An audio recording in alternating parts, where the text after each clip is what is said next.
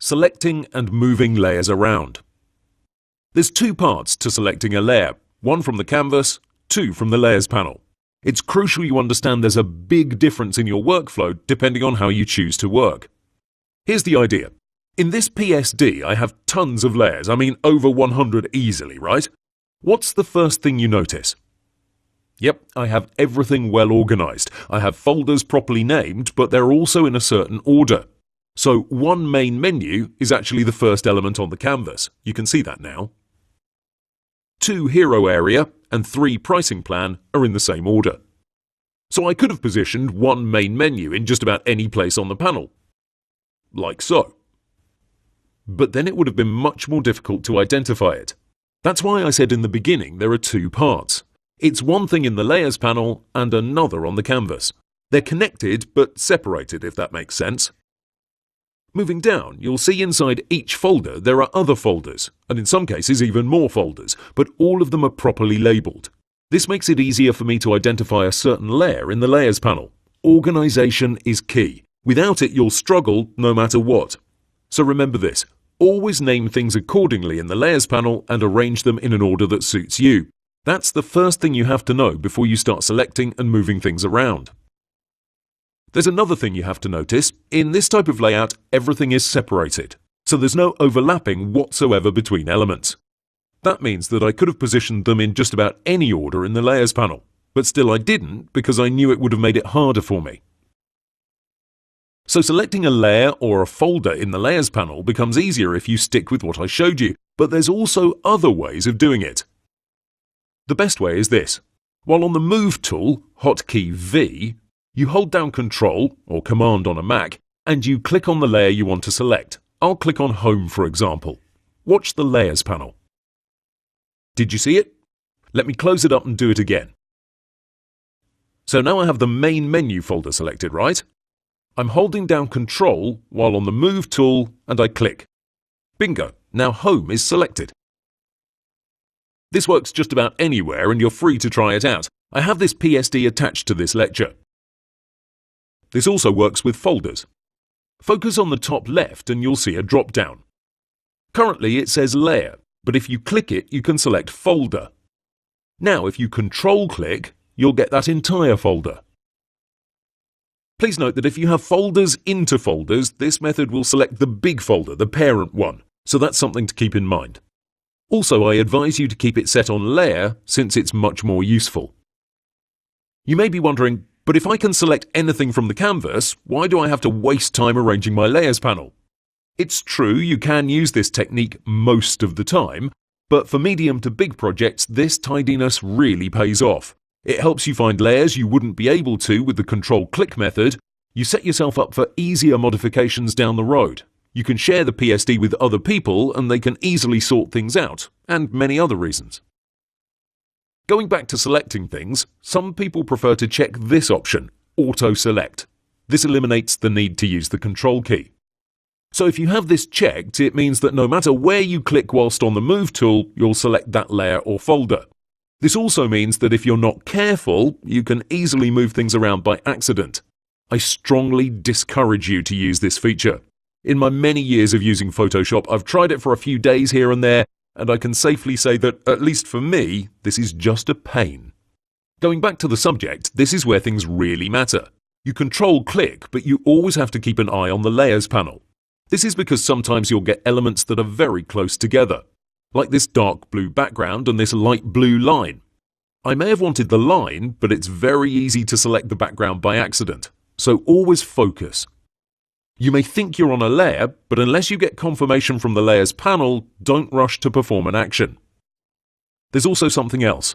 I didn't get the exact layer I wanted, but at least I'm very near it. So my clean panel pays off yet again because I can select it from there. Some people like to check this option at the top, Show Transform Controls. This is yet another thing I discourage. People use it because it's easy to see what you have selected. Yes, this does help, but it also makes things busy. When you're working in Photoshop for more than personal reasons, you need to be efficient and focus 100% on the task. Every single detail counts, so this is why we use the full screen mode to get rid of all distractions. This is one of them. So while it may help you out a little bit, I'd rather have a cleaner canvas and take a quick peek at the Layers panel to find out where I'm at. Another thing you should know is how to move a layer from one tab to another. You do that from canvas to canvas. You never move it from the Layers panel, that's a separate thing. So if I want to move this layer to another tab, you need to be on the Move tool. Have the layer selected in the Layers panel, and then click and drag over to the new tab. Let's do that again with another layer. So I select it from the canvas or from the panel, it doesn't matter. I click and drag from the canvas over to a new tab. I'll wait 1 second until Photoshop shows me the other project, and I'll let go. A few things to mention. When you move a layer upwards and drag it into the new tab, if you switch back, you'll see it will remain in the same position. That's great because it doesn't mess up your alignment. Also, if you drag to a new tab and hold Shift while you release, the new layer will be positioned in the center of the canvas, both horizontally and vertically. Here's a nice way to select a bunch of layers fast. This is the only time you might use the lock function. We'll select the background. From now on, I'm not even going to mention it. I'll always use the Control-Click method. Then, from the top of the Layers panel, I'll press on this lock icon. Great. Now I can do the following while on the Move tool. I'll hold down Control and I'll drag out a rectangle. Whatever is in that rectangle will be selected in the Layers panel. This makes it very easy to select a lot of layers fast. If we didn't lock the background layer, this would have happened. It would have moved constantly. So now you know the following. Keep your Layers panel organized and you can easily find and select layers and folders. Use the Control-Click technique to select layers or folders. Lock the background, hold Control and select lots of layers at once while on the Move tool. Let me show you a bit more. While selecting multiple layers, you might get a few by accident. In this case, I made a selection where I wanted to get the main menu, but I also got this image underneath. I know I didn't go that low, but I'll explain later why this was selected. In any case, I don't want it. What should I do? Well, I have two options. One, I can go into the Layers panel and while holding Control, I can click it. This deselects it. Or two, I can hold down Control-Shift and click directly from the canvas. This does the same thing, it deselects that image. How do you make sure you've got only those layers you wanted? The way I do it is simple. I select a bunch of layers and then I move them slightly, just enough so I can figure out if I selected the right ones. If I see there's an extra layer, I can hold Control and Shift, click it, and get rid of it. Then I can undo with Control-Z so I don't mess up my alignment. Like I said, I want to maintain my focus as much as possible on the canvas. Searching in an organized Layers panel is still fairly difficult, but imagine if this was messy. Lastly, we'll focus more on this search feature. Now that you know Photoshop's layer types, you can use it without problems. First, searching by name is easy as pie. As long as you know what you've named your layers, you can use this without issues. You don't have to know the exact name, just the first few letters.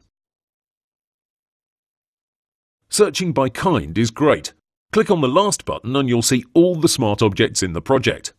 Click on any of the other ones to find their type too. If you don't recognize their icon, just hover a bit over them and you'll learn them fast. The next lecture will be an exercise. Please read the instructions carefully and then get to work. Do it at least 3 times just to see how you get faster each time. Make sure you don't rush on the first try and think about the best ways of going about it. If you have problems, go to the end of the course to see how you should have solved it. Arranging layers precisely. Photoshop is built for precision, and even though you may not be an architect, you should strive to design things pixel perfect. This of course means aligning elements precisely, but luckily we have many tools and features that help us do that. Let's draw 2 rectangles on the canvas so we can explore all the options.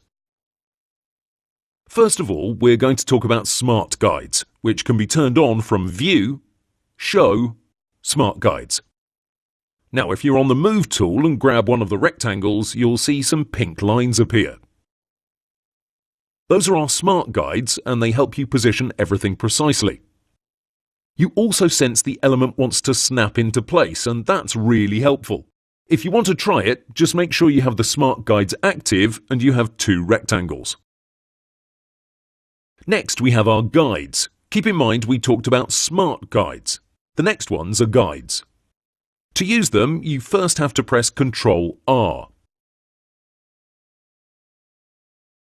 Right. On the top and left side, we have these measurements. They themselves are pretty useful, but you can go to the side, click, then drag, and you'll see this cyan line appear. Cyan, light blue, light teal, whatever you want to call it. Again, this snaps into place. For example, if I want to place it in the middle of the rectangle, all I have to do is make sure that layer is active in the Layers panel. Then as I drag, you'll feel Photoshop nudge you where the center is. This works both horizontally and vertically. This allows you to take all the guesswork out of it. If you want even more precision, you can go to View, New Guide. From here, you can specify exactly where you want your guide to be. Just put in a number and press OK. If you want to hide them to avoid distractions, press Ctrl::. Or you can go to View, Show, and here you can select Guides.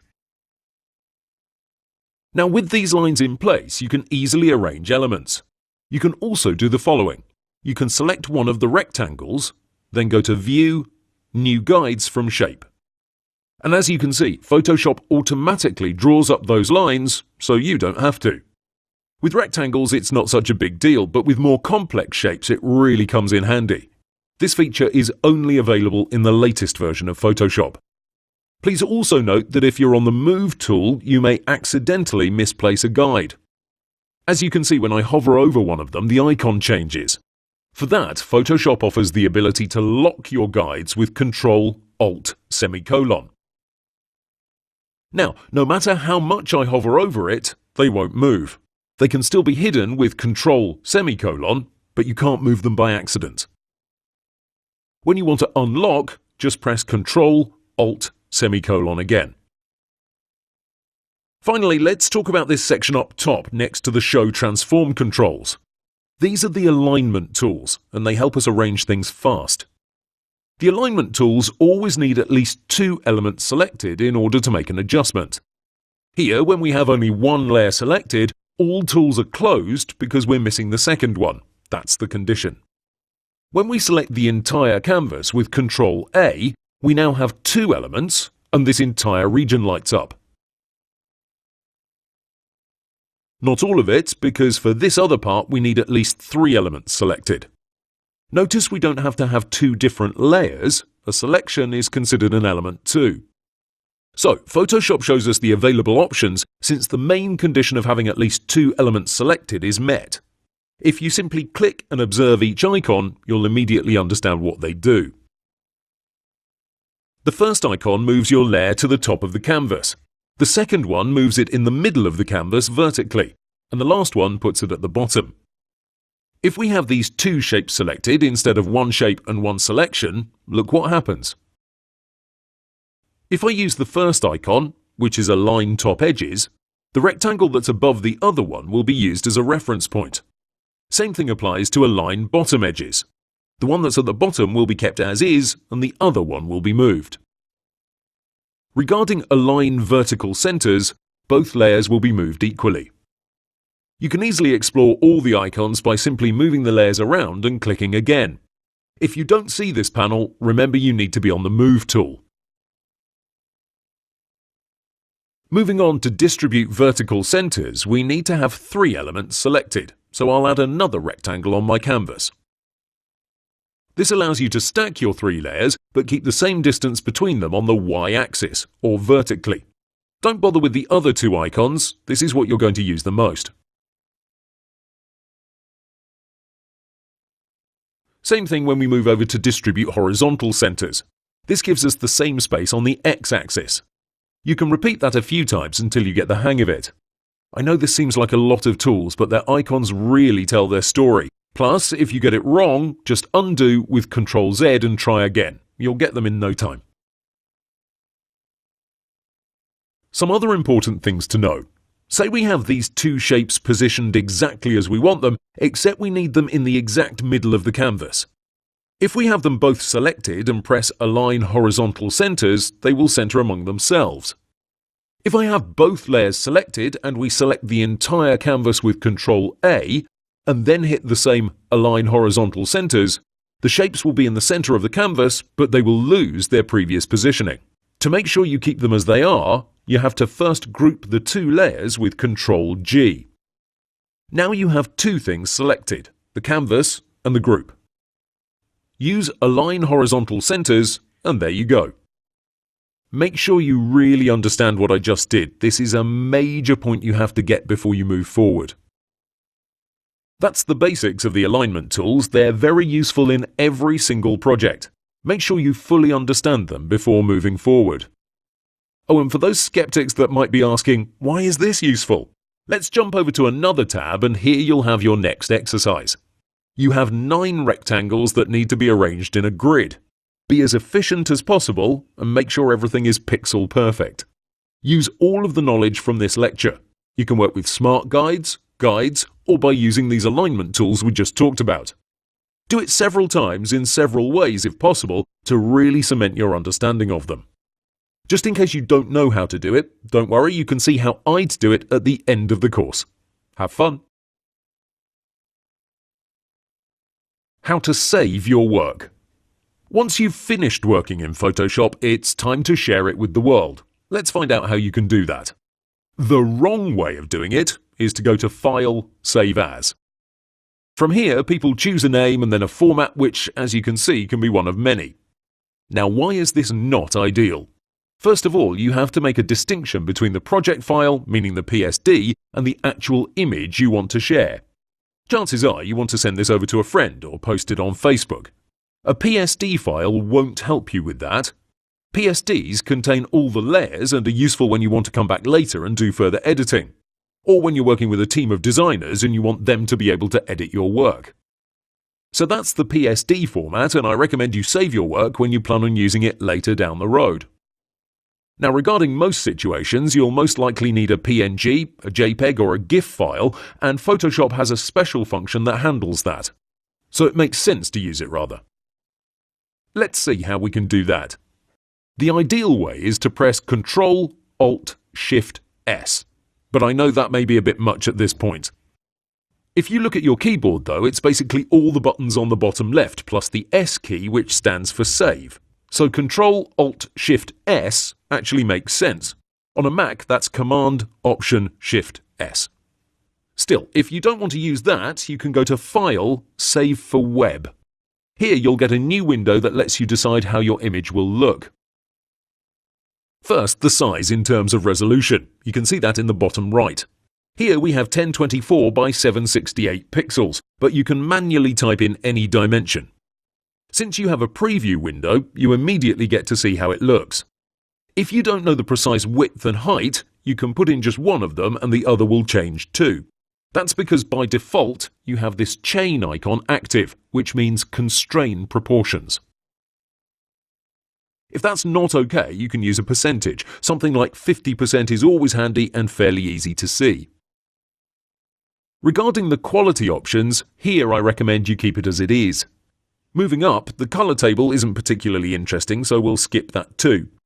If you want to see how it looks, just select the GIF format and you'll see it shows you the number of colors it will use to export your image. That's actually where you want to focus your attention the most, so let's go through them. First, PNG 24 is your best bet when it comes down to graphics for the web. This is a lossless format, so that means you don't lose any quality whatsoever. The difference between PNG 8 and 24 is the number of colors used. I recommend you always go with 24. Another reason why you should use PNGs is the transparency. You probably know this, but if you want to save a button for the web, you don't want any background color, you want it transparent. PNG is the format for the job. On the other hand, JPEG doesn't support transparency. That's the first thing you should note. But more importantly, you'll see you have various quality controllers which allow you to adjust how the image will look. In general, JPEGs have better compression, meaning they have a lower size. So if you need to send an image quickly, this is the way to go. Keep the settings on high, so a quality of around 60 and it will look alright. It won't win any awards, but like I said, this is for cases when you need something sent fast that doesn't take up too much space.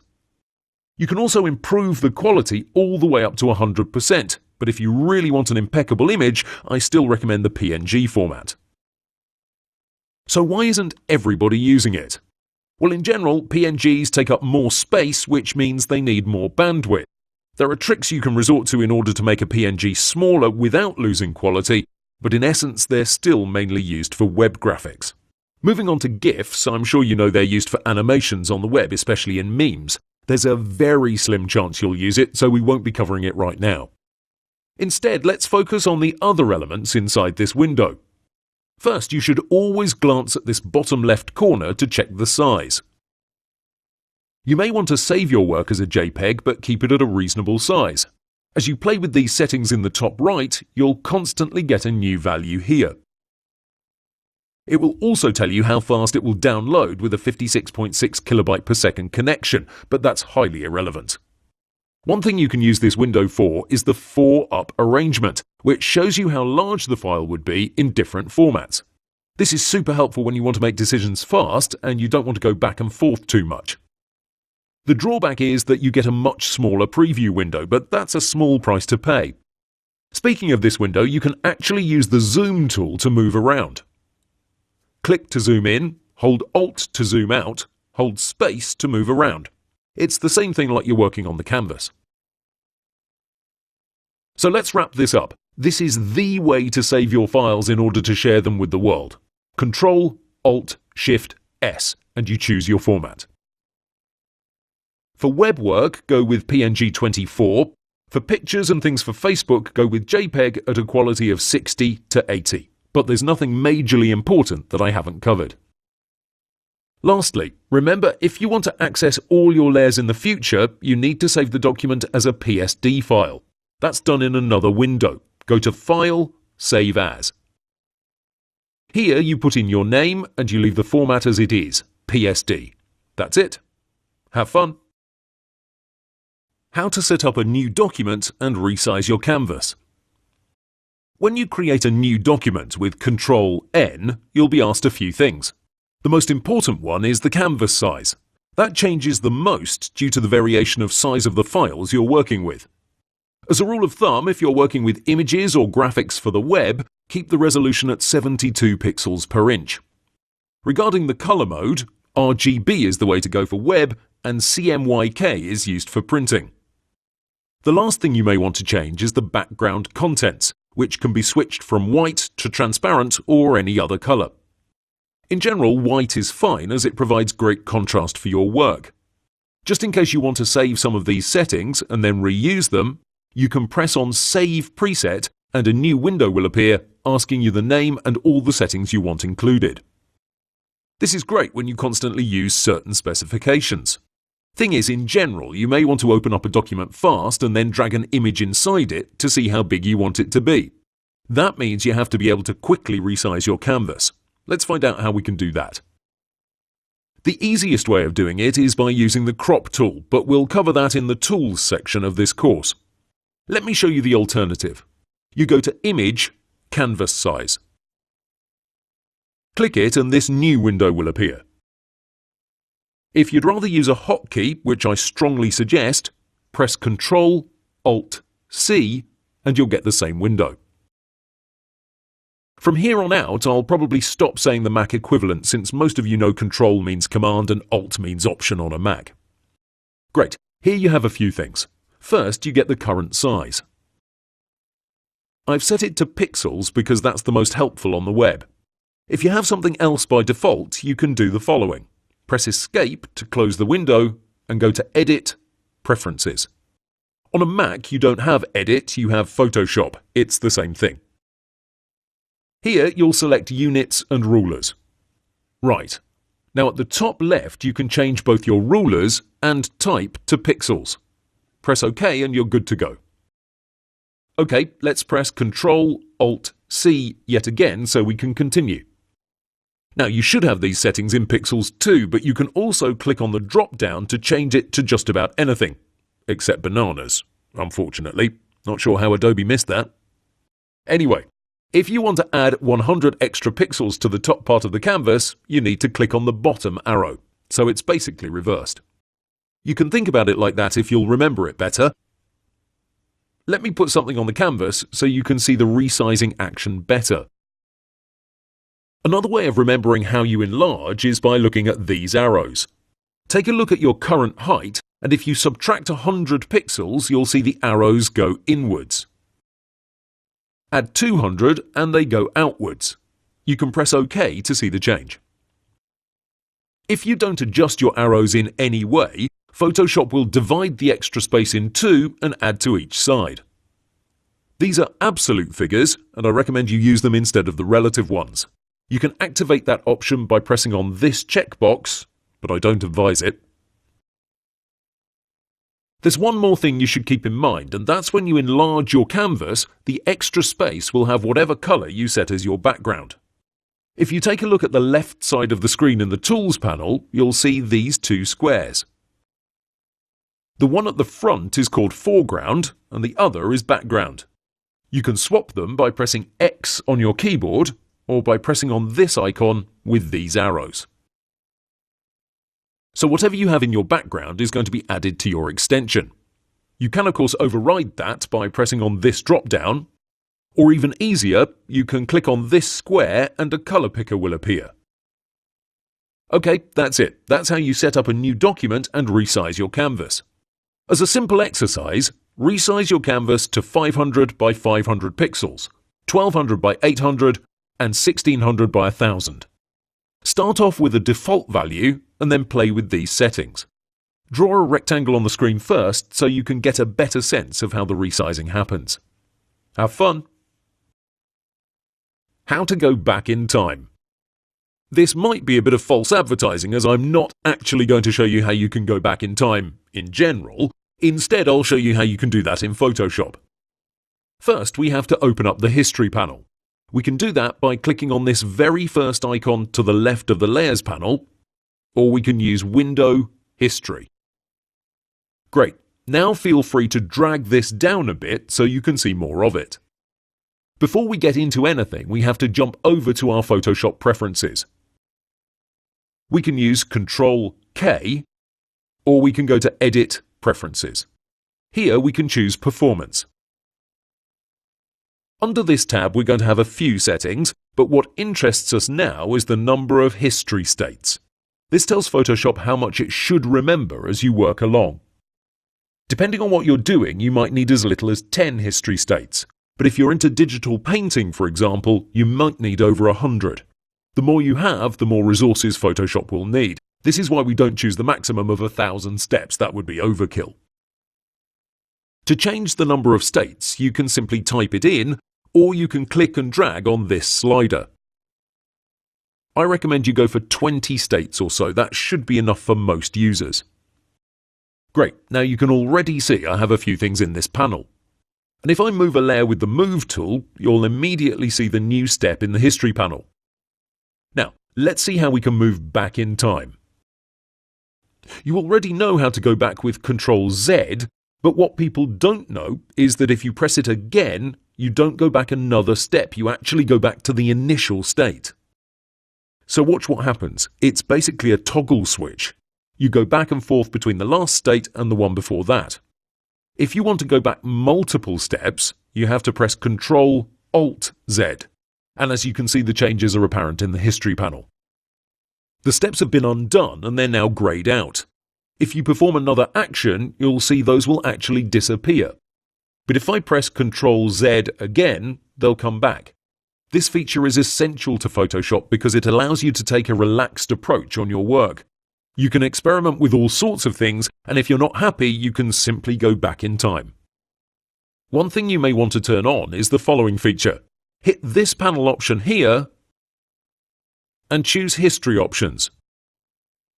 Here we're interested in the third option, Allow Non-Linear History. If you check it, you'll see you no longer have greyed out steps in the History panel. This might come in handy in some projects, but I advise beginners to uncheck it. Just know it's there and you might want to experiment with it as your experience increases. So let's simplify it. Ctrl-Z takes you one step back, Press it again and you'll toggle back to the original step. Ctrl-Alt-Z is used to go back multiple steps. Thing is, if you do it 5 times, it gets quite boring. That's why you can just press anywhere on this list and you can immediately jump to any position, including the initial state. One final thing you should know is that if you press on F12, you'll revert back to your original file state. This helps a lot if you've gone so far away from what you initially wanted that you want to clear the slate and start over. That's it. Have fun. Move tool. We've already used the Move tool in our work so far, but we'll spend just a bit more time on it since it's the most used one out of them all. Remember to use the V key to always come back to it. There's no excuse not to use this hotkey. What you might not know is that you can use any other tool, and if you hold down the Control key, you'll temporarily switch back to the Move tool. Here I'm painting with my brush, and now I want to move what I've done a bit to the side and then continue painting. Sure, I could use my hotkeys to switch between tools, but Control also works fine. As you can see, the cursor changes and it's easy to toggle back and forth.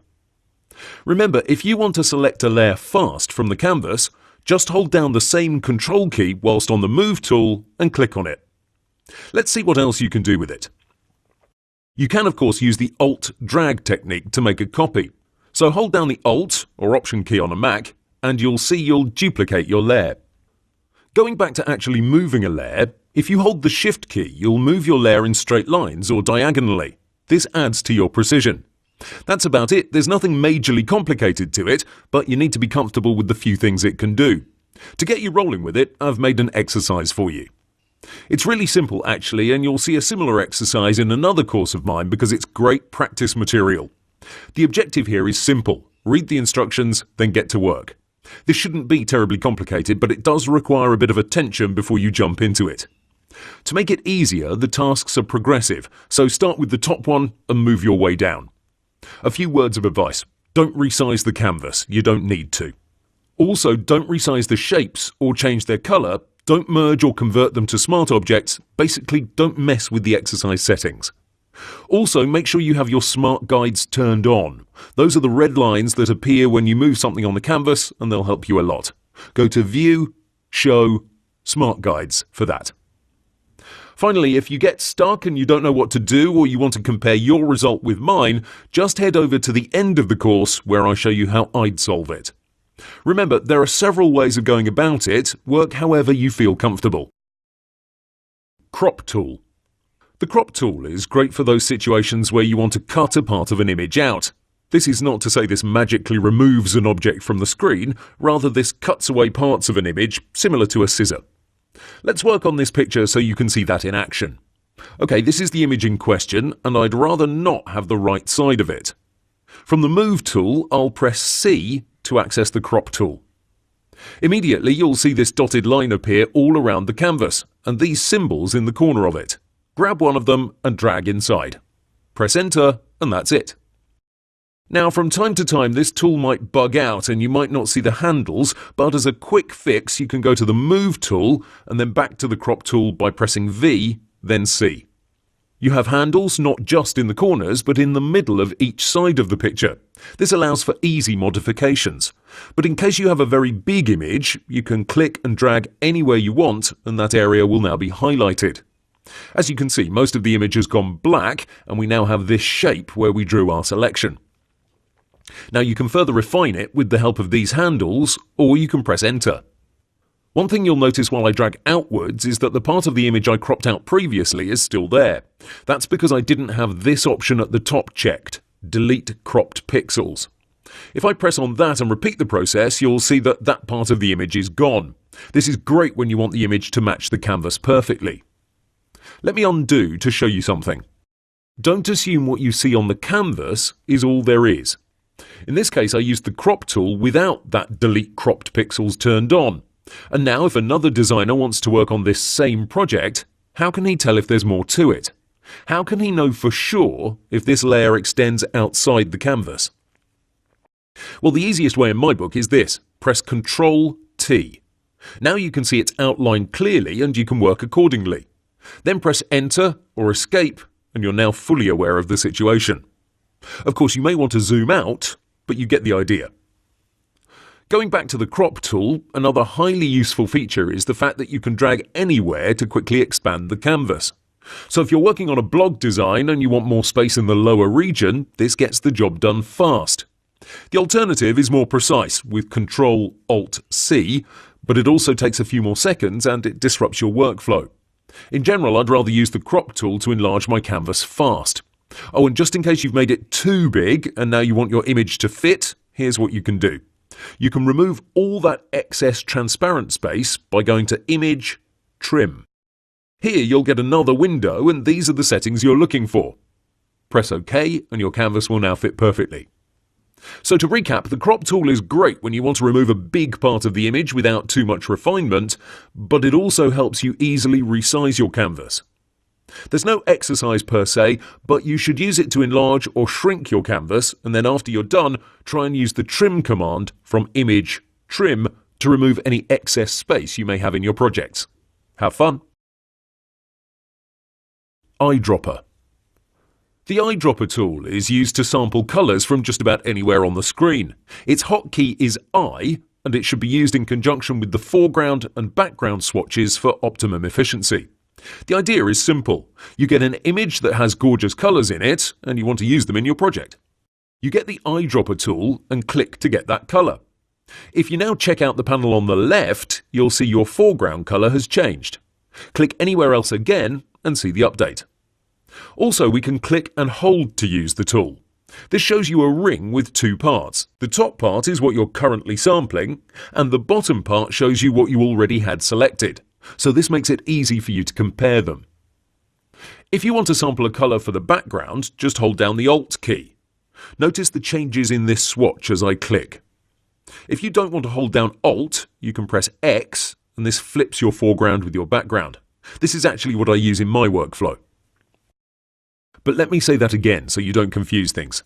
Here, when I say I want to change my background colour, I'm not talking about a layer on my canvas that acts as a background. No, instead, I'm referencing these two squares here on the left side. The top one is called the foreground, and the other is background. And if you click anywhere with the Eyedropper tool, you'll change the colour to the foreground one. But if you want to change the background one, you have two options. Either hold down the Alt or Option key on a Mac.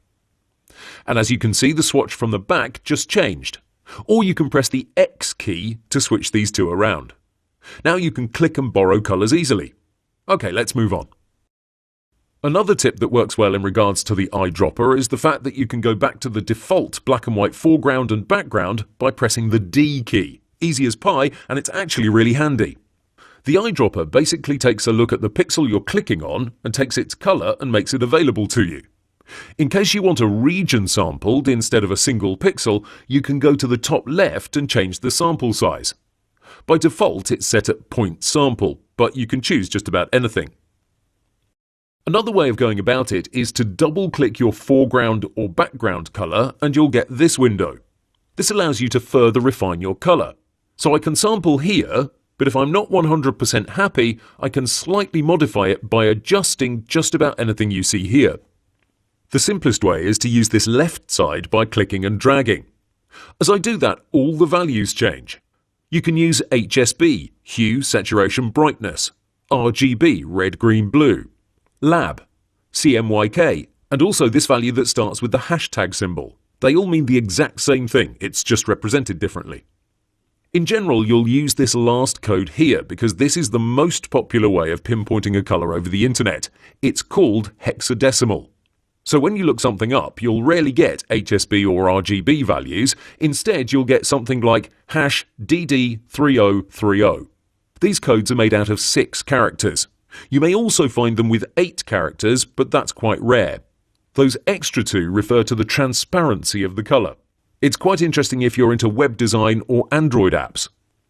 So we have opacity in Photoshop, but we can also use those 2 characters live on the web to change the transparency to any level, 10%, 20%, 50%, whatever you want. There are lists on the web with those values. I'll be sure to attach it to this lecture. More interesting is the fact that you can use the Eyedropper tool outside of Photoshop, and I don't mean you have to print screen to do that. If you have 2 monitors, or if you don't keep Photoshop maximized, you can do this. Open up a browser and go to any website. I'll go to google.com. Now with the eyedropper activated, I can click and drag outside the program. I have the colour picker opened so you can see the change more clearly, but it's not necessarily needed. As I go over each colour in the Google logo, you can see the colour picker changes. This is extremely useful. There's a case where you have a set comprised of more than 2 colours. For that, you can use swatches. Go to Window, Swatches. Now I can sample a colour and then move over to this panel. You can see my cursor changes. If I click, I'll be asked to name this swatch and I can call it whatever I want. With this workflow, you can select any number of colours and have them saved here in this panel. Then when you want to use them, just click on them and you'll notice your foreground colour will change. Don't like some of them? Just hold down Alt and your cursor will change into a scissor icon. This means you'll delete them. Regarding saving or deleting them en masse, you can click this small icon here and you'll have all the available options to do that. Reset, load, save, replace, you name it. I won't go into them since they're very easy to get, but since they aren't related directly to the eyedropper, we'll move on. There's one last thing I want to show you. It's not best practice, but I saw someone use it and I found it interesting. You can visit a site like Adobe Cooler, which has changed by the way into color.adobe.com, and you'll get a bunch of colours. You might not know exactly which one is the best option for your design. What do? Well, you can screenshot. Yep, press the print screen key on your keyboard, then use Ctrl-V to paste. Now we can use the marquee tool to make a selection of all the colours. Don't worry, I know I haven't showed you this tool yet, but we'll cover them in the selections chapter. Okay, we can press Ctrl-J to duplicate that region alone, and then we can delete the background image. We need to see our design, and that was in the way. Now we can shrink it down with Ctrl-T, assign it a colour in the Layers panel, and toggle its visibility based on your needs. So you can design your site with a colour scheme, then if you're not sure, make this layer visible and sample its colours. Like I said, this isn't the most elegant or efficient way of doing things. You'd rather use swatches for something like this, but it's a backup version that you should know about. Great, that's the eyedropper tool. It's not an important tool by itself, that's why I covered a few other things in this lecture. Hopefully you now know how to sample a colour, reset your background and foreground colours with the D key, flip them with X, and use swatches. Have fun! Spot healing brush and healing brush. The spot healing brush is probably one of the most useful tools for beginners. That's because it gives results fast, but it doesn't require any knowledge whatsoever. The hotkey is J, but you're better off left-clicking and selecting it from the left panel. With it active, I'm going to create a new empty layer, so we can see the before and after. Please note, this is not necessary, it's just for presentation purposes. In order for this tool to work under these settings, I'll have to turn on this option at the top, Sample All Layers. That's because I'm currently on an empty layer, but I need the tool to work on the pixels that are on the other layer underneath. Now we can click, and like magic, the imperfection goes away. Please note that you have to be on Content Aware at the top. This works wonders on blemishes, pimples, any problems of the skin that are obvious when zooming in at such a high degree. So this can give you lovely skin without too much fuss. As you can see, I'm constantly clicking, and by toggling the visibility of the new layer, we can see the before and after. Great, that's the Spot Healing Brush tool. Next, we have the Healing Brush tool. Don't confuse the two, they work in different ways. This tool requires us to work on the original layer, that's the first thing. Secondly, this needs a reference point. So while the first tool made use of Photoshop's magic-like engine, this requires you to set up a point where Photoshop can work from. I want to work on the nose, and I'll use the clear part of the cheek as my reference point. To set it up, I need to hold down Alt and click. Notice my cursor has changed. Now, when I let go and move over to the nose, you'll see it's like I'm about to paint over it with that cheek area. Don't worry, the end result isn't going to look like that. So I'm now painting over the nose. You might not realise the difference it makes, so let me go back to the original state. As you can see, it does a great job, but why do you have to specify an initial area? Well, this makes the end result much more natural. The Healing Brush tool can sometimes render results that are clearly fake, either fuzzy, blurry, or just out of place. This tool allows for more control. Remember to always resample and pay attention to how much you drag. Let me illustrate the issue. Say I want to fix the chin region based on the cheek area. Simple enough. I'll sample to the right of the mouth because that's the best looking skin out of the image. Makes sense, right? Now I'm going over the chin, but look what happens. As I click and hold, I have two cursors on the screen. The one that I'm painting with, and the other that shows me where I'm sampling from. As I'm going over the mouth, this completely changes the outcome in a negative way. This is why you should work in small increments on small areas. The best work is subtle and natural looking, so keep that in mind. And these are the healing brush tools. Though we have a few other options in this panel, we'll skip them for now as they're not all that great for beginners.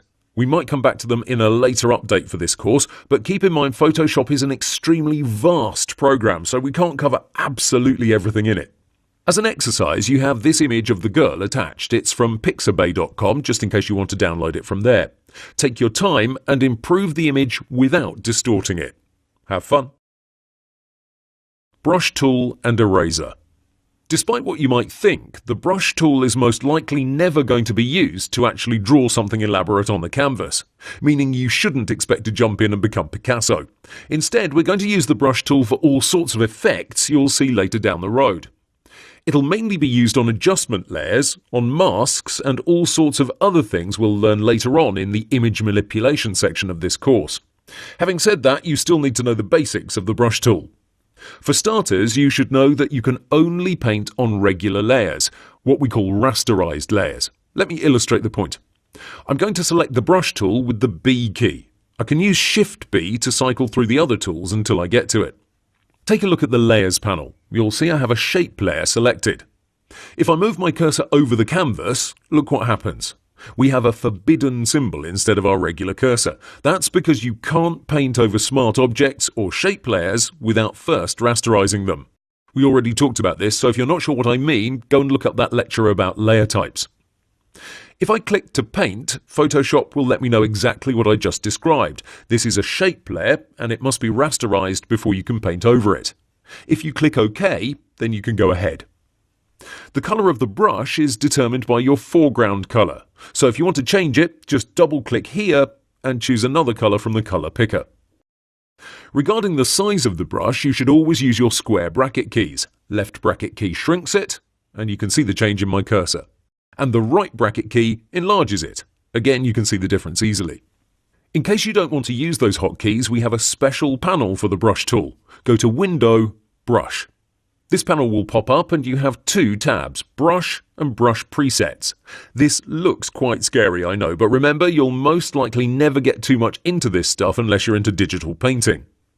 Basically, you have an infinite number of options that give you full flexibility when it comes down to painting. It's a truly remarkable part of the program which in itself takes years to master. For you though, as a beginner, you should just know a few things. First of all, the presets. Photoshop comes with brushes pre-installed, and you can browse the library by taking a look through these presets. Some are round, some are squared, some mimic a marker, a paintbrush or a pen. What's important is that you can experiment with them and have fun. You can always load new brushes from the internet, but you can also click on this small icon in the top right to get some options. Again, quite intimidating, but relax, you don't need to know any of these by heart. First of all, at the bottom you have some predetermined sets, assorted, basic, calligraphic brushes and so on. If you click on any of them, you'll get a message asking if you want to replace your current set, cancel or append. To append means to add to your current set, and in general I like to go with that. Going back to the options panel, we can also save, reset or load a new set. Tons of features. What's more interesting to you is what we have here. The number represents the size of the brush in pixels. In general, if you have a 100 pixel brush, for example, you shouldn't enlarge it to more than 20 or 30% because it loses quality and it becomes fuzzy. Going back to the brush panel, you can set the hardness and the spacing. A 100% hard brush means perfect crisp edges, like so. A 0% brush means it will be very soft and diffuse. Again, for painting purposes, this is great. Regarding the spacing, this helps when you want to create dotted lines, for example. Just select a hard brush, lower its size, and raise up the spacing a lot, like 300% or so. Now when you click and drag, you'll see it's not a continuous line, instead it's dotted. Also, any brush you select can be customized with these options. Just click on any and be scared to death. Shape dynamics, scattering, texture and so on, each with their own settings. Amazing stuff, yet it requires lots of work and specialized training. In Photoshop, you can't be great at everything. Though there are exceptions, most people have skills in 2 to 3 areas tops. I specialize in web design and mobile apps, and I do okay in image touch-ups. Some are amazing in image manipulation, creating some out-of-this-world effects. Some have a talent for digital painting. But if you switch things up and ask the digital painter to create an awesome web design, even though he may know the tools and features, he's most likely not going to do very well. So I encourage you to pick your battles carefully, and if the brush tool is something that really interests you, I recommend you watch a complete course focused just around it. There's tens of hours that can be spent on it without repeating yourself. Before we go, I want to give you a few more bits of information about it. First of all, I'd like to talk about opacity versus flow, and it's going to be easier to show you the difference rather than explain it. I have both of them set at 100% and I'm going to paint. Keep in mind you can hold down the Shift key if you want a straight line. So we have a pure black 100% opaque. Now I'll bring the opacity down to 10%. As you can see, it's more transparent, and if I go back and forth, the effect isn't going to build up. I have to let go of my mouse and click again. As you can see, the effect now builds up. Going back to 100% opacity and 10% flow, you can see I can go forward, and by going back without releasing the mouse click, the effect builds up. Let me do that again just so you're clear. So without releasing my mouse, I can slowly add to it. This helps a lot when you're trying to create details like highlights or shadows. It's essential you slowly build up the effect, otherwise it looks unnatural. Now for an extra layer of information. If I keep my flow at 10% and my opacity at 50%, look what happens. As I click and go back and forth, I will arrive at 50% opacity, and that's going to be it. No matter how much I continue, I won't be able to exceed that opacity level. Of course, I can always let go and continue painting, but this is like a safety measure that keeps you from brushing too much. Okay, that's about it regarding the brush tool. I encourage you to select a few brushes and paint with them, use the square bracket keys to adjust their size, and learn the difference between opacity and flow. Just repeat what I showed you and you'll be good to go. Let's talk briefly about the eraser tool so we can get that out of the way. This will work closely with the brush tool, and as you can see, it has the very same controls up top. The same logic applies. If you set the opacity at 50% and the flow at 10%, that means it'll slowly erase until it hits 50%. Then it won't do anything. You can also change the mode. Maybe you don't want to erase with a brush, maybe you want to use a block. There you go. The eraser isn't very useful, at least in my own workflow. In general, if you want to delete something, like remove a background from an image, we have all sorts of other techniques that yield far better results. But when it comes down to erasing something fast and without too much attention to detail, you can use it without worries. I'd love to tell you more about it, but honestly it's not a very interesting tool and we have other things that are far more useful. Okay, let's move on. Paint bucket, gradient, and blending modes. The Paint Bucket tool and the Gradient tool can be accessed by pressing the G key on your keyboard. For starters, let's talk about the Gradient tool. Let me illustrate how it works. First, you select it and you choose the appropriate settings from up top. The first option is the color, which by default is set from your foreground to your background color. You can click on the arrow to view some of the installed gradients, or you can click in the middle of it to open up this window. I have lots of gradients installed, but you can always make your own by double-clicking on these icons. Of course, you need at least 2 colors to make up a gradient, but you can also click anywhere else in between the two to add more colors. In case you want more precision, you can use the location field underneath. So if you need it at 40%, just write that in, and this way you get a perfect result. When you're happy with that, you can move on to the type of gradient you want. Let's go through them one by one. First, we have the linear one, which is the most used. You click and you drag. Depending on how much you do so, the transition between your colors will be smoother or more abrupt. A long drag gets you a smooth transition, while a short one gets you something very sharp. As you change your angle, so does your gradient. The next one is the radial gradient, and that works in the same way in regards to the transition. This is probably where you'll use the next feature more often than not. You can always reverse the gradient in case you messed up your color selection.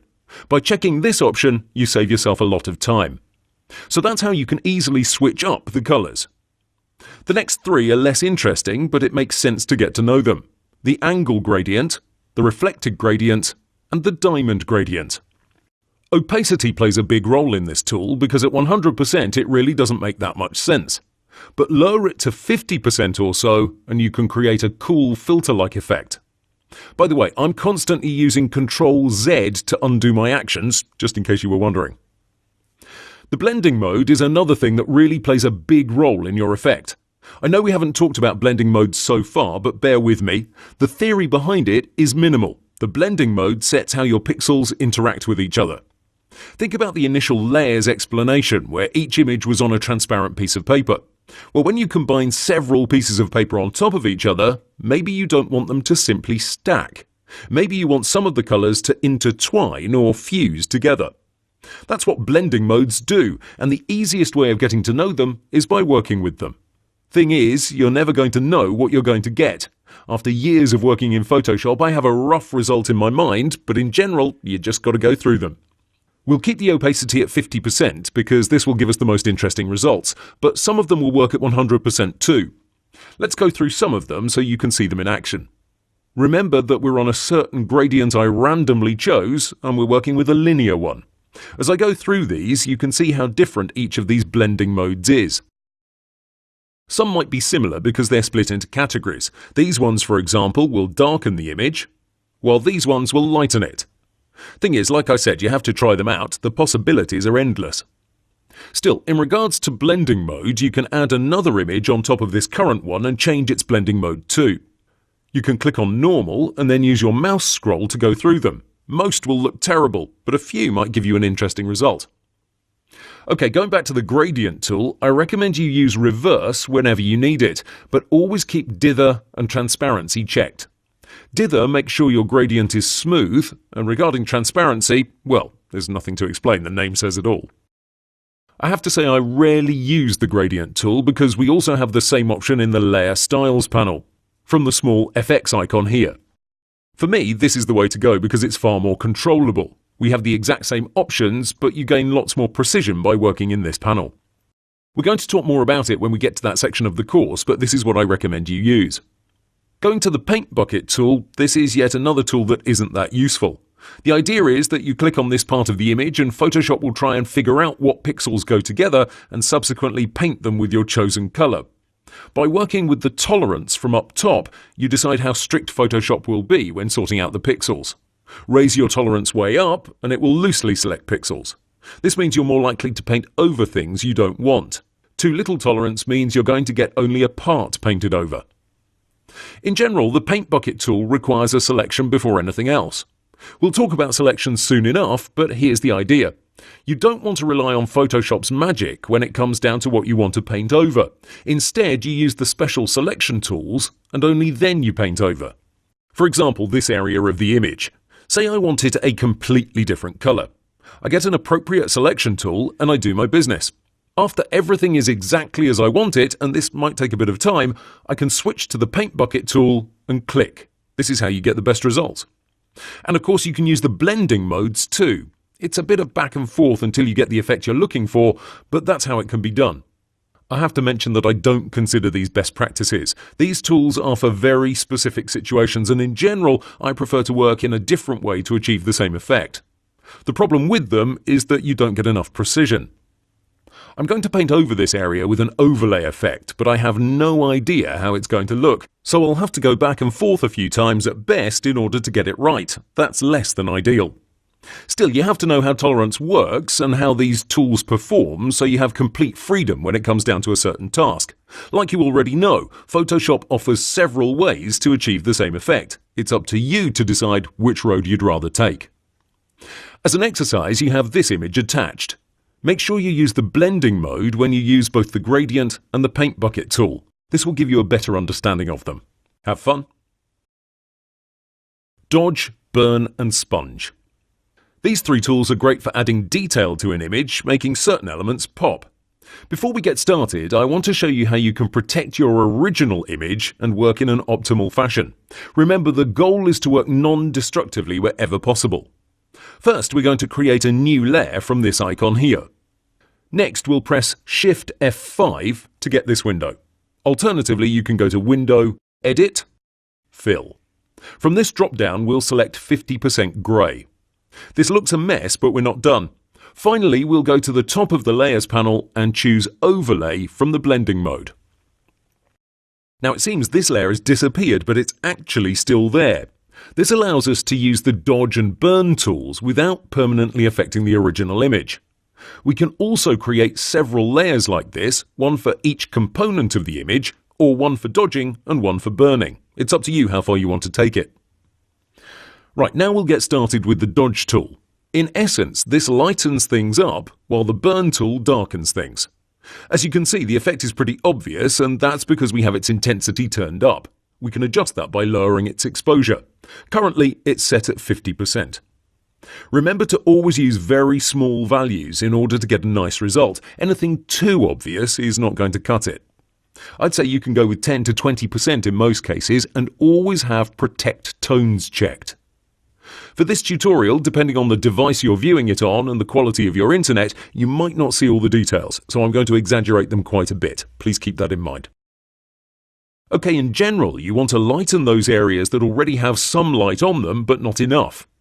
I'd like to get more focus on the teeth in this case, so I'll paint over them and I'll constantly adjust my brush size with the square bracket keys. I'm clicking several times to compound the effect. It's better to do that with a low intensity rather than cranking it up from the beginning.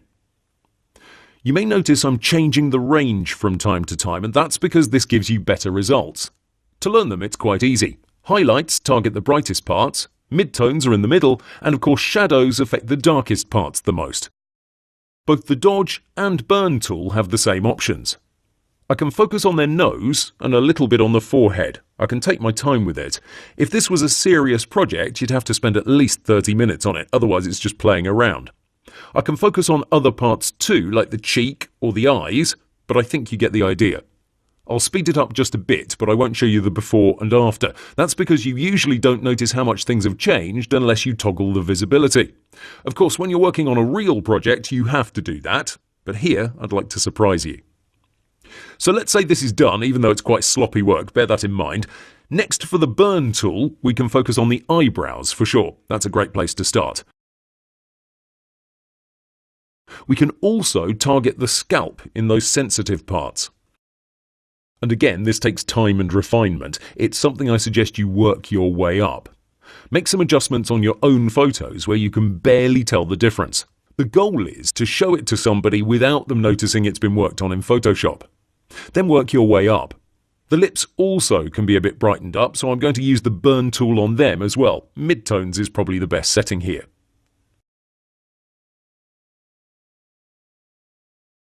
Okay, let's move things along. I'd like to show you the sponge tool last. For this tool, I'll work on the original layer. It has two settings, desaturate and saturate. You should leave vibrance checked because it helps with the effect. Regarding flow, we already talked about it, you should have it at a low setting, but here I'm going for something dramatic. Okay, saturate. I'd like to further improve the lips, and as you can see, the impact is very powerful. This is why I keep emphasizing subtlety. For example, look what happens when I use it too much on the blonde girl's hair. It looks terrible. Let me go back a few steps to undo that. Okay, so I can use it on the eyes too, just a bit, and, well, I could spend a lot of time on the hair, but I think you get the idea.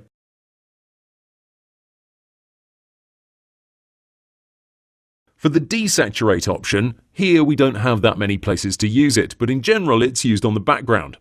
You want the model to stand out, so one of the ways of doing that is to mute the background.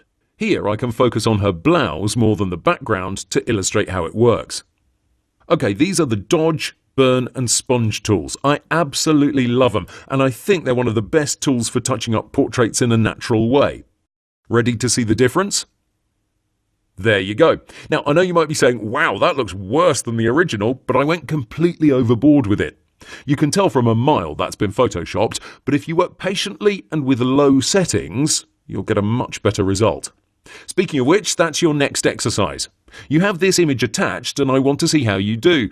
On the first go, take your time to learn the tools. Do exactly as I did, exaggerate. Then do it properly with low settings and fine adjustments. When you're done, post a screenshot in the comments section. Have fun! Pen tool. The pen tool is one of those things that can really intimidate Photoshop users because it seems really complex when you first get started with it. I'm here to clear the air and show you how you can efficiently use it. There's two main reasons why a beginner should use the pen tool. First of all, custom shapes. These are vector layers that can be resized at any dimension. Photoshop already has some built in, but of course these can't possibly cover all your needs, so we can use the pen tool to create some of our own. First, hit the P key and get it. Make sure you're on it and not one of these other options. Now we'll focus up to see its settings. We want to select Shape from this drop-down. Regarding the fill, that's going to be taken from the foreground colour, but you can easily change it by clicking here. The next option is the stroke, and I always recommend you keep it off. That's what the diagonal red bar means, no stroke. So even though we have its weight set at 1 pixel and with a dotted appearance, it's not going to show up at all. Great, now we can click a few times and create something, an irregular shape that would be fairly difficult to create without the pen tool. Plus, this is a vector shape, so we can resize it easily. We can also double-click its thumbnail and adjust its colour. Pretty sweet. We don't have to have straight lines either. If you click, you set a point. If you then click and drag, you'll get a rounded line. As you can see right here, this allows for greater flexibility. If that's not enough, you can easily adjust your shape afterwards. Press A to access the direct selection tool, and now you can modify the roundness of the shape as you'd want. I'd much rather use the hotkey, which is much simpler. Just hold down the Control key while on the pen tool, and you'll see you have the same direction tool active. You can go in any way you want, so you're not bound by anything when using the pen tool. Even more, with the same direct selection tool active, you can click on an anchor point, that's what these points are called, and move them by dragging. Okay, let's see what else there is to know. First, when you use the pen tool, you have to come full circle and close your shape off. We're going to make a triangle to illustrate the point. I already have it made, but you need to close it off in order for it to be completely done. To do that, go to the first point you've set, and you'll see your cursor will have this small O symbol. This means you'll close the shape off. Always do that, no matter if you're on the shape or the path option. But let's say your shape didn't turn out exactly as you wanted it. Maybe you wanted another point here, but you don't want to redo the entire thing. That's easy. Whilst on the pen tool, go to an edge where you've already set some points and click. As long as you're on a line that's between two existing points, you can add more, as many as you like actually, and of course you can modify them as you want. You can even click and hold to add an anchor point, so again your options are unlimited. But now we've gone overboard and we have too many anchor points. How do we remove them? Easy. Just hover over an anchor point and this minus symbol will appear. So again, to add an anchor point, just look for the plus symbol when you hover over a line between 2 points. To delete one, hover over it and look for the minus symbol. If you have this asterisk, that means you'll create a new anchor point. Great, let's continue. If you created rounded lines but you've changed your mind, you can hold down the Alt key to make them straight. Just look for this cursor and you'll be good to go. This is the feature called Covert Point Tool, and it works both ways. You can make rounded lines into straight ones and vice versa. You simply click again to get the other effect. So that's what the Alt or Option key does for you. You might be thinking, hey, this is quite a lot to take in, but if you hold down the pen tool, you'll see all the options I just described. Add anchor point, remove anchor point, convert point tool, but they all do the same thing. You'd much rather keep the pen tool active and use the shortcuts I described. One thing you should know, say you press the Enter key while working. Now all those points have gone and you can no longer add any points to your shape. You can't delete any. What are you supposed to do? If you click, you'll start a new shape. Well, in this case, you have to access the Direct Selection tool and make a selection that will encompass all those points, like this. So I'm selecting them all. Now if I switch back to the pen tool, I can continue working like I just described. That's the pen tool for making shapes. Now we're going to talk about creating paths. First, don't worry, this won't take long because everything I just described still applies. Adding, removing, converting anchor points, making them rounded, making them straight, the works. So where would we use the pen tool in this setup? Well, this is great for making selections. Let me open up an image so I can show you. Okay, I'd like to isolate these hills from the sky. There's a number of ways of doing it, but let me show you one that uses the pen tool. I'll start from the left side and work my way to the right. I sometimes click to create straight lines, while for these tricky sections, I click and hold so I can get a nice curve. I can go as precise as I want, and I can take my time for a great result, or I can do it fast, like I'm working now, just to illustrate how this works. When I get to the end, I need to circle back around and close the path. When I get this O symbol, I can click and finish it off. Then I'll right-click and choose Make Selection. This is the second major use of the pen tool. Now my hills are selected, I can do whatever I want with them. Here I'll hold down Alt and click on this mask to create an inverted mask. Now the background is transparent, and if I wanted to, I could create another layer and create a sky of my own with a gradient or solid colour.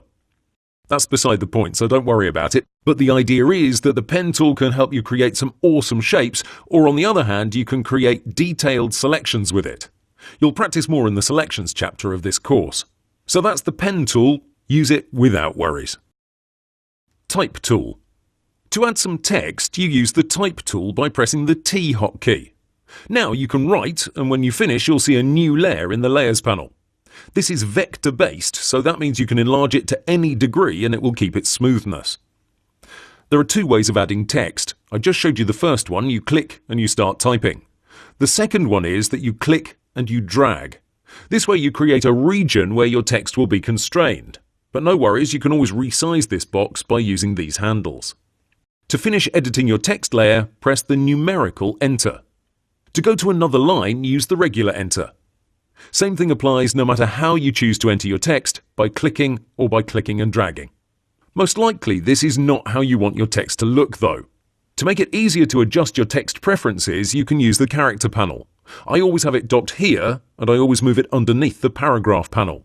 The alternative would be to use these settings from up top, but I don't consider them the best option, so let's stick with this panel. If you don't have it, just go to Windows, Character, and it will show up. From here you can change just about anything you want from it. The first one is Font Family. Pretty straightforward, it tells you what font you're using. Your operating system already comes with fonts pre-installed, and so does Photoshop. But just in case you want to download more, you have a big library of free fonts at google.com/fonts. To install them, you have to add them to your collection. Next, you click on the download icon, and from the new pop-up window you'll choose the first option, the zip file. Next, extract the archive and paste those fonts into your operating system's fonts folder. For me, that's C, Windows, Fonts. Restarting Photoshop is optional, but in some cases it's needed. For those who have a CC version, so a Creative Cloud version, there's another option to get fonts called Typekit.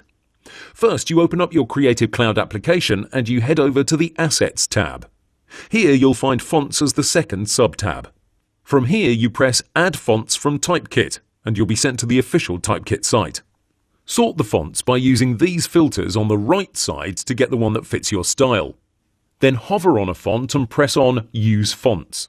A new window will appear asking you to sync selected fonts. Press that after you've launched your Creative Cloud application. It should download to your computer and be ready to use in Photoshop. That's the theory anyway. It works, but for me on Windows 8.1 it's still buggy. The program crashes from time to time or it just freezes. It's a bit complicated, but after I restart it, the font will work eventually. So that's how you add fonts. Let's focus back on the Type tool and on this Character panel. On the right of our font family, we have our font weight. Photoshop calls it font style. Here you can expect to find quite a few. In general, you'll have narrow, light, regular, bold, black, etc. That's why I call it font weight, but also because that's the official CSS term. Just in case we don't have any options, we can use faux bold and faux italic. Faux is French for fake. This makes the font look like it has a bold and an italic style, but keep in mind this can't be implemented in modern web design. If it's for an image on Facebook, that's great, but for a website design, it's not recommended. Moving on to the font size, I like to type in my value manually, and I've gotten used to using pixels instead of points. That's what I recommend you use as well. Points are used in the printing industry, and those who recommend you use them usually come from that background. When I want to browse around fast between sizes, I click once and then I use my mouse scroll wheel to go through several sizes. You can also rapidly increase or decrease the size by clicking and holding on this area. Or you can use the drop-down, of course. Lots of ways to do the same thing. For me, this next preference is important. Whenever you want to make changes to your text layer, I recommend you do so by using the character panel. That means that if you want to change the size, the color, absolutely anything, simply select your text layer from the Layers panel and then work on it from the Character panel. So exactly like we've been doing it so far. You may ask, what's the alternative? Well, I've seen lots of designers do the following. They select the Type tool, then they select the entire text layer, whether it's one word or an entire paragraph, and then they change its appearance from above. That's not efficient in my book, but moreover, it's quite confusing. Why waste time by performing a useless step? Not to mention, if you have the text selected and you're changing its weight, for example, you won't get to see the change accurately. You have to first deselect and then continue. Another thing regarding using the character panel is that when you're done making changes, you simply press Enter. You don't have to select another tool or do anything like that. The confusion comes from doing this. You select the entire layer, you make some changes from up above because you don't know about the character panel, and then, well, you're stuck. Some people go up top to click on this check mark, which I've probably used no more than 5 times in my life, or how most people do it, they go all the way over to the Tools panel and they select the Move tool. Obviously, they can't press V because that will make that letter show up in the text layer. I don't think this is optimal. We should respect everyone's opinion, decisions and workflow, yet I find this a strange choice, especially when you're working with text layers a lot. So in conclusion, don't select your text on the canvas and then change its settings. Instead, have it selected in the Layers panel and use this feature here. Okay, next to the font size we have leading, which is also called line height in CSS. I prefer that term because it's self-explanatory.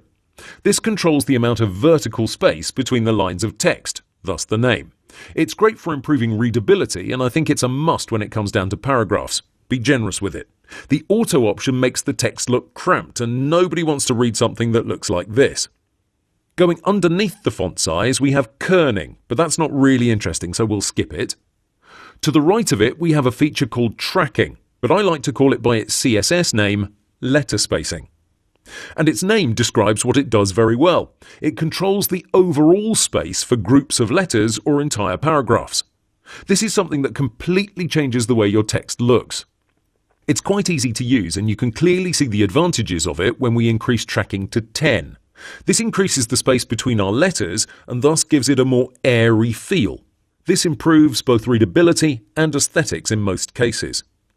You can also go the other way around and squeeze the text in. -20 is a good example. The results aren't dramatic, but that's exactly what we want. Subtlety. This is great for a few words in a title or something similar, but for paragraphs you should avoid it. You can also go to town and input some large values. It's up to you, depending on the type of effect you want to get. One thing I'd like to add before moving on is that you can switch to the other text layer format by right-clicking in the Layers panel. So if you drag a box and put in some text, but then you want the box to go away, simply right-click and select Convert to Point Text. Why would you want to do that? Well, because your box can be pretty big and that messes up your alignment. For example, I have this paragraph of text, and as you can see, the border around it goes far more down than the text itself. If I have a rectangle and I want both of them to sit on the same base, I'll use these options at the top. But look what happens. Photoshop sees the base where the box ends, not where the text finishes. That's not ideal. So that's how you remove that box. It works the other way around too. Just right-click and select Convert to Paragraph Text. And there you go. You now have these handles and you can expand your region of typing. The other options in this panel aren't very important. It's for those users who are really into typography, so I wouldn't get intimidated by all these options. Besides the color, we're not going to talk about too much else. Speaking of that, it's super easy to use. Initially, the text uses the foreground color, but with a click, you get to see the change immediately. That's it, no fuss about it. I do want to mention these 3 options here, but you already know them from Word or from WordPress or just about any text editor. This controls the alignment of your text. In general, you should keep it left aligned, but in some cases you might want to switch it up. As you can see, the paragraph changes its alignment, and it's pretty easy to understand how this works. A real-world scenario is this. I want a nice big title in the middle of my canvas, but I don't know what font to use or what size. Initially, I'll type it in and I'll use the alignment tools up top to center it horizontally. But now, if I change its formatting, I'll have to redo that step. Basically, each time I change my font, I'd have to recenter it on the canvas. You may think, hey, why not center it at the end when you know exactly what font you want to use? Well, that's because you always need to make a decision in the context of your work, so it's essential I have it in the middle of my screen. Sure, here I have nothing else in the background, but imagine I had 10 other layers around it. So what do? Well, you remove the left alignment and instead you center the text. Now you center it on the canvas with the tools up top.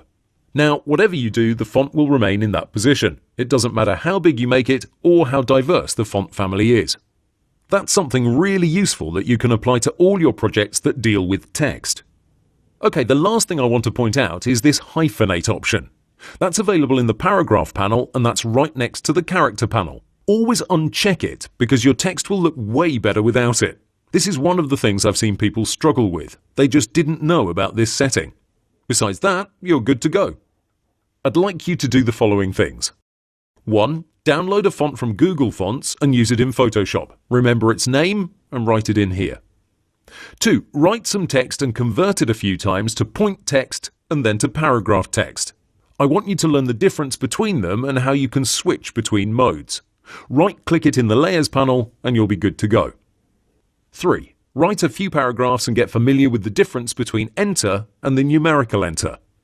4. Create a similar text layer by yourself. Ideally, it should be on one layer, but if you can't manage, you can use 2. If you have any issues with task number 4, remember I'll solve that exercise at the end of the course. Have fun!